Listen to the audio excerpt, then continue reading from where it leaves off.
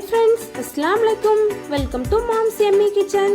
இன்னைக்கு நம்ம சேனலில் சிம்பிளான ஸ்டீம் கேக் எப்படி பண்ணலான்னு பார்க்கலாமா? அதுக்கான இன்க்ரீடியன்ட்ஸ் ஃப்ரண்ட்டில் ஆட் பண்ணியிருக்கேன், பார்த்துக்கோங்க.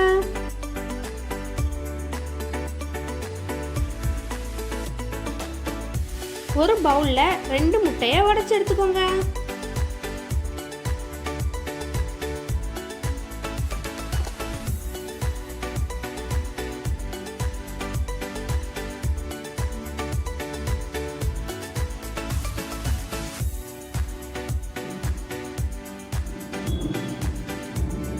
நல்லா பீட் பண்ணிடுங்க. இன்னைக்கு நான் பீட்ரு யூஸ் பண்ணியிருக்கேன். உங்கள்கிட்ட பீட்ரு இல்லைன்னா விஸ்க் யூஸ் பண்ணிக்கோங்க.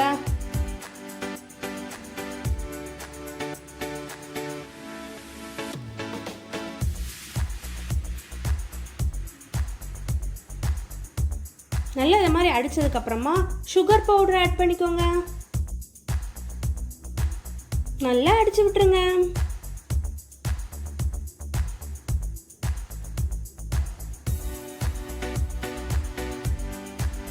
எக்கு சுகர் நல்லா மிக்ஸ் பண்ணதுக்கப்புறமா கொஞ்சம் கொஞ்சமாக மைதா மாவு ஆட் பண்ணிக்கோங்க. இதே நல்லா மிக்ஸ் பண்ணிக்கோங்க.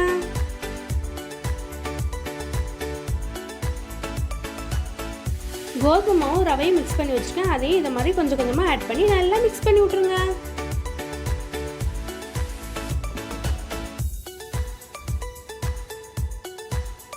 ஆயில் ஆட் பண்ணிக்கோங்க.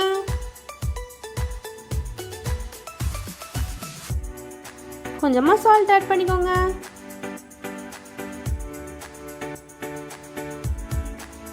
கொஞ்சமா ஈஸ்ட் ஆட் பண்ணிக்கோங்க. நல்லா மிக்ஸ் பண்ணி விட்டுருங்க. வாட்டர் ஆட் பண்ணி நல்லா மிக்ஸ் பண்ணி விட்டுருங்க.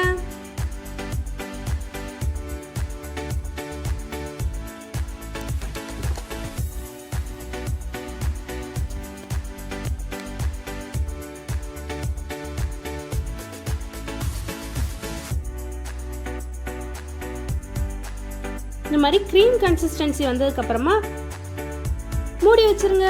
ஒரு ½ அன் ஹவருக்கு அப்புறமா இதை ஓப்பன் பண்ணி பார்த்தா இந்த மாதிரி பபிள்ஸ் இருக்கும்.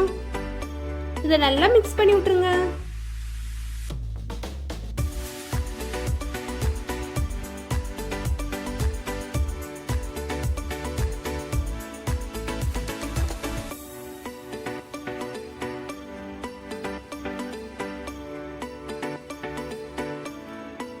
ஒரு அலுமினியம் கேக் டின்ல கீ ஆட் பண்ணிக்கோங்க. நல்லா கிரீஸ் பண்ணி விட்டுருங்க.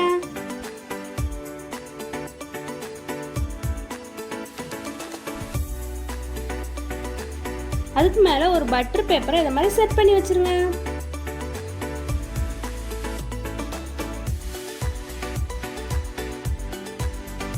அப்புறமா நம்ம ரெடி பண்ணி வச்ச கேக் பேட்டரை இதோட ஆட் பண்ணிக்கோங்க.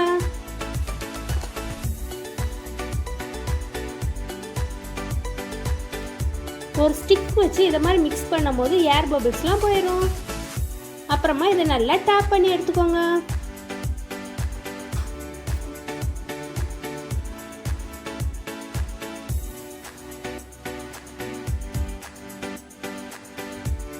ஃபைனலாக கிஸ்மிஸ் பாதாம் ஆட் பண்ணிக்கோங்க.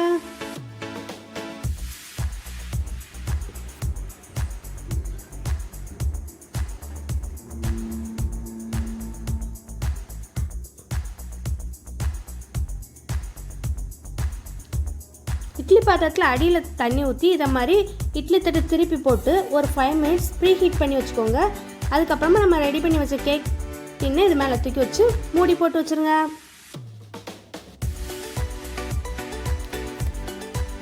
ஒரு 30 to 35 மினிட்ஸ் நல்லா சிம் ஃப்ளேமில் வச்சுருங்க. கேக் இந்த மாதிரி நல்லா ஃப்ளஃபியாக வெந்து வந்ததுக்கப்புறமா ஒரு ஸ்டிக் வச்சு குத்தி பாருங்கள். இதில் குச்சியில் வந்து ஒட்டாமல் வரும்போது நம்ம அதை எடுத்து நல்லா ஆற வச்சிடலாம்.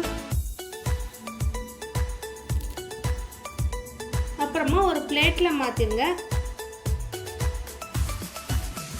ரொம்ப சாஃப்டான டேஸ்டான ஸ்டீம் கேக் ரெடி.